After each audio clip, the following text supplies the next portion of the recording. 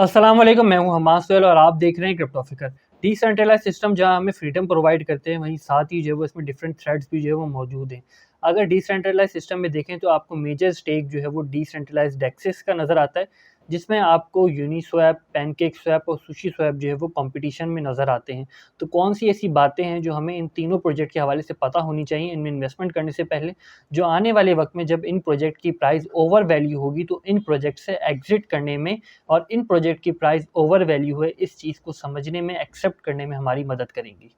तो सबसे पहले पैनकेक स्वैप का एक इनिशियल रिव्यू ले लें तो यहाँ से इस पोजीशन से ये स्टार्ट होता है, $45 तक राउंड अबाउट जाता है और इस वक्त जो है वो 3.3 पे ट्रेड हो रहा है। सेम सिचुएशन आपको जो है वो यूनिस्वैप में भी नज़र आएगी। सुशी स्वैप है ये और यूनिस्वैप में भी आपको सेम सिचुएशन नज़र आएगी। लेकिन इन तीनों डेक्सेस में जो मेजर डिफरेंस था, वो मेजर डिफरेंस जो है वो इनकी हार्ड कैप का था, फाइनाइट और इनफाइनाइट सप्लाई का था।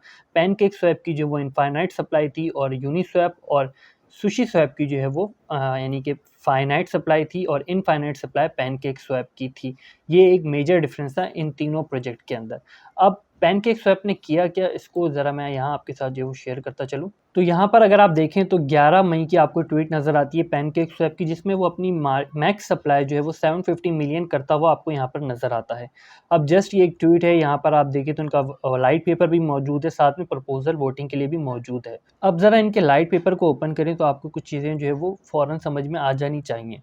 We look at the tokenomics of Uniswap 1 billion, SushiSwap 250 million and Trejo maximum 500 million. इन्होंने जो है वो यूनिस्वैप और सुशी स्वैप की मैक्सिमम सप्लाई देखी और उसी को जो है वो कॉपी करने की कोशिश की, अपनी जो है वो एक फिक्स सप्लाई बनाने के लिए। अब इन्होंने करा क्या, किस तरीके की फिक्स सप्लाई, तो यहाँ मैं आपके साथ शेयर करता चलूँ कि बेसिकली इन्होंने जो है वो अपनी 3 साल की जो इनके मैक्सिमम रिक्वायर्ड सप्लाई थी, उसको जो है वो एक साथ जो है वो मार्केट में इंट्रोड्यूस कराने की जो है वो इस लाइट पेपर में बात की थी।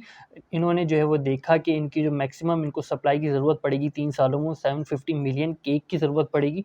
तो इन्होंने एक साथ जो है वो 750 मिलियन जो है वो मैक्सिमम सप्लाई अपनी 3 ईयर का जो राउंड होगा इनका, उसके लिए इंट्रोड्यूस करवा दी। जो इजीली यहाँ पर आप देख सकते हैं करंट केक सप्लाई 290 मिलियन है, ठीक है। 10 पर ब्लॉक जो वो केक माइन होता है। इसी के साथ यहाँ पर आप देखें तो current cake supply plus 3 year worth of cake emission total बन जाएगा 740।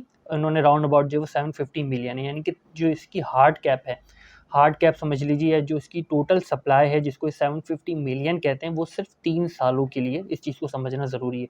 जबकि आप यूनिस्वैप और सुशी स्वैप की सप्लाई देखें तो उनकी जो सप्लाई है वो 250 मिलियन और 1 बिलियन जो यूनिस्वैप की सप्लाई है वो जो है वो फिक्स सप्लाई है, फाइनाइट सप्लाई है। इसी के साथ जो है वो आप वीडियो को पॉज़ करके भी यहाँ तमाम डाटा जो है वो देख सकते हैं। एज़ अ रेफ़रेंस जो हमने तमाम चीज़ों को कोट किया। सुशी स्वैप का जो है वो आपको ऑडिट नहीं मिलेगा। यहाँ पे सुशी स्वैप के वाले से जो सुशी स्वैप की टोकेनोमिक्स है, वहाँ पे इनकी हार्ड कैप जो है वो 250 मिलियन है और इनका बर्निंग मैकेनिज़्म अभी आया नहीं है। एक प्रॉब्लम इसमें ये हो सकती है सुशी स्वैप में कि नेक्स्ट प्रपोज़ल में कुछ और चीज़ें इंक्रीज़िंग सप्लाई और बर्निंग मेथड वगैरह के हवाले से चेंजेस कर सकते हैं, चांसेस हैं इस बात के भी।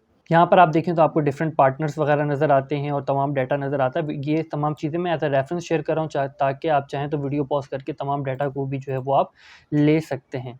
ठीक है, इसी के साथ यहाँ पर अगर आप देखें तो आपको जो है वो पैनकेक स्वैप जो है सिर्फ बाइनेंस चेन पे अवेलेबल है। इसी के साथ देखें तो सुशी स्वैप आपको मोर देन 9 चेन्स पे जो है वो आपको अवेलेबल होता है। और इसी के साथ देख लें तो यहाँ पर डिफरेंट चेन्स में जो है हमने इसको ओपन भी किया हुआ है। तो यहाँ पर आप डिफरेंट टैब्स भी जो है वो डिफरेंट टैब्स में जो है वो देख सकते हैं तमाम चीज़ों को। इसी के साथ आप सुशी स्वैप का ये ऑफिशियल अकाउंट है। नेक्स्ट आप देखते तो यूनिस्वैप का ये ऑफिशियल वेबसाइट है। यहाँ पर आप डिफरेंट जो है वो इनके प्रोजेक्ट्स वगैरह देख सकते हैं जो इनके साथ एफिलेटेड हैं। और ये इनकी जो है वो वाइट पेपर है यूनिस्वैप का। अब यहाँ पर देखें तो हमने तीनों प्रोजेक्ट को जो है वो एक साथ जो है वो कंपेयर करने की जो वो कोशिश की। इसका डाटा जो है उससे पहले हम आपको प्रोवाइड कर चुके हैं, आप चाहे तो वीडियो पॉज करके देख सकते हैं इसका डाटा। अब आप देखें तो पैनकेक स्वैप जो है वो आपको 3 साल तक जो फिजिबल नज़र आता है। 3 साल बाद क्या होगा इस हवाले से कुछ भी प्रेडिक्ट नहीं किया जा सकता।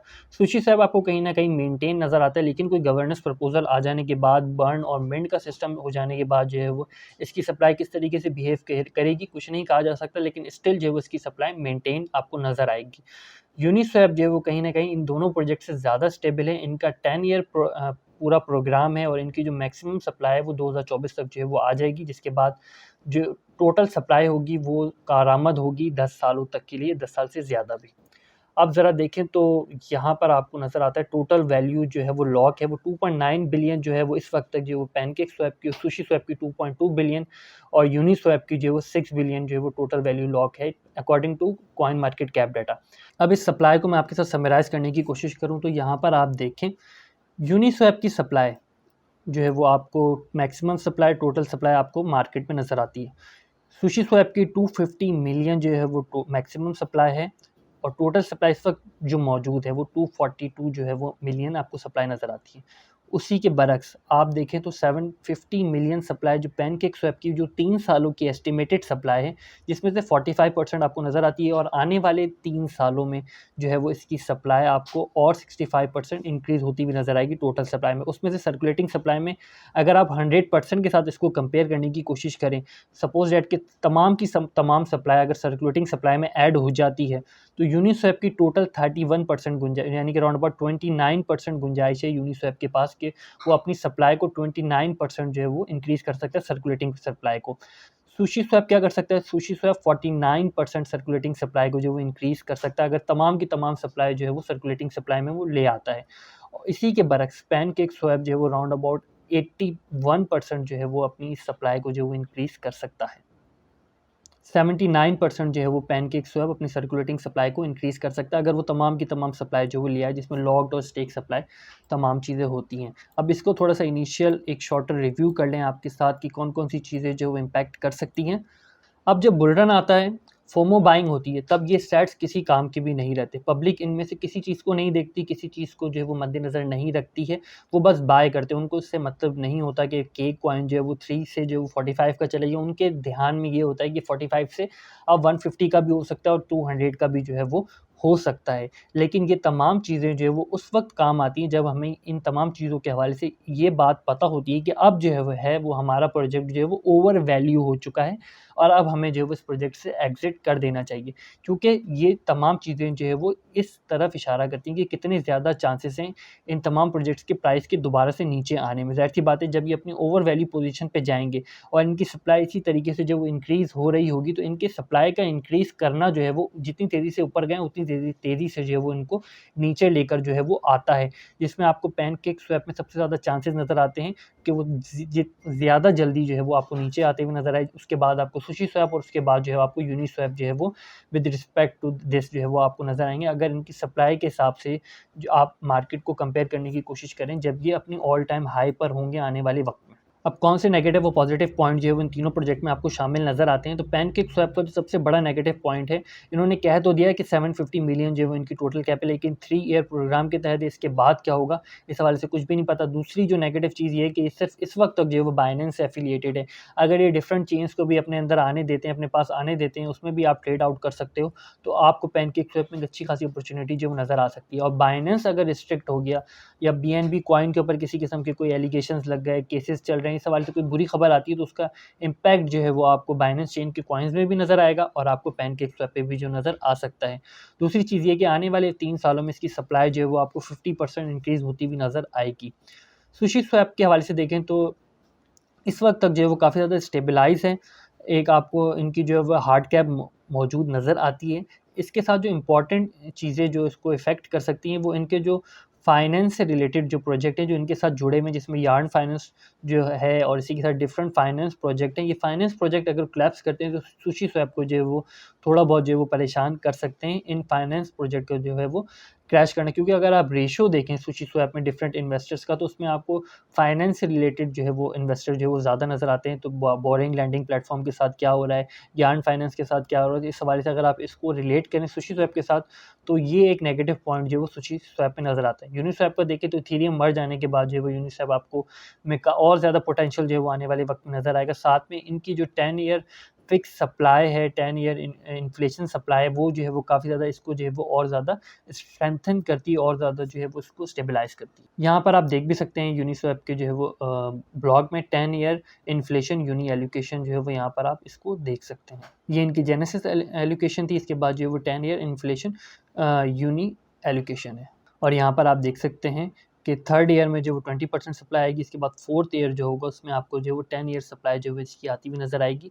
और ओवरऑल जो इसकी टोटल 100% सप्लाई है वो 10 ईयर इन्फ्लेशन के हिसाब से, इन्फ्लेशन सप्लाई के हिसाब से जो वो कंप्लीट हो जाएगी आपको 2024 सितंबर में। अब बिटकॉइन हो, इथेरियम हो, पैनकेक स्वैप हो, यूनिस्वैप हो या फिर सुशी स्वैप हो, ये अपने ऑल टाइम हाई मेंटेन करते हैं। आपको ऑल टाइम हाई पे एग्जिट करना होता है। आपने रिस्क टू रिवॉर्ड रेशो, आपको किस प्रोजेक्ट से कितने प्रॉफिट की जो एक्सपेक्टेशन है, अगर आपका उतना प्रॉफिट मेंटेन हो रहा है तो आपको जो है वो एग्जिट कर देना चाहिए जब उनकी प्राइसेस जो है वो ओवर वैल्यू हो। नेक्स्ट फिर आपको दोबारा से जो है वो उनकी रियलाइज प्राइस पे आने का वेट करना चाहिए ताकि आप उन तमाम प्रोजेक्ट में जो है वो आप री एंट्री ले लें। अब जब भी आप इन तमाम प्रोजेक्ट में इन्वेस्टमेंट कर रहे हो तो इन तमाम चीज़ों को रिकॉल कर लें, क्योंकि ये तमाम चीज़ें वक्त के हिसाब से जो है वो अपडेट होती रहती हैं।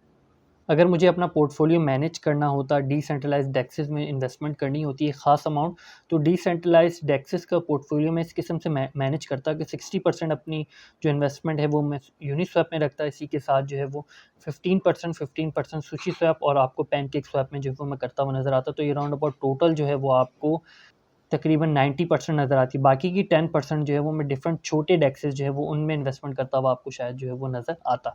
आपकी इन तमाम चीज़ों के बारे में क्या राय है कमेंट में ज़रूर मेंशन कीजिएगा। फिल वक्त तक के लिए इतना ही। इस फ़कीर को अपनी दुआ में याद रखिएगा। खुदा हाफ़िज़, नासिर फ़ी अमान अल्लाह।